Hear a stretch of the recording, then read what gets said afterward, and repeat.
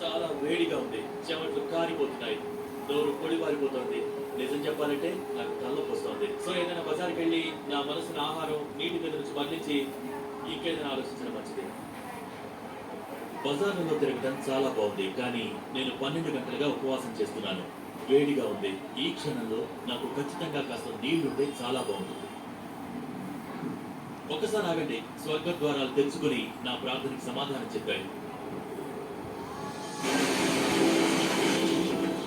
రంజాన్ మాసంలో వానని అబ్రహే రెహమాన్ లేదా దయతో కూసిన వానంటారు. చిన్న దయలక దేవుడికి కృతజ్ఞతలు.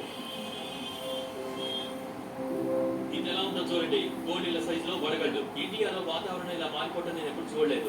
ఇక్కడ చార్మినార్ రోడ్ లో 40 డిగ్రీల నుంచి 22 డిగ్రీలకి సుమారు 30 సెకండ్లలో ఒక్కసారిగా పడిపోయింది. చూడండి. ఈ రోజు వాతావరణం పూర్తిగా మారిపోయింది. చూడండి, ఇక్కడ పెద్ద పెద్ద వడగళ్ళు పడ్డాయి. నమ్మశక్యంగా లేదు.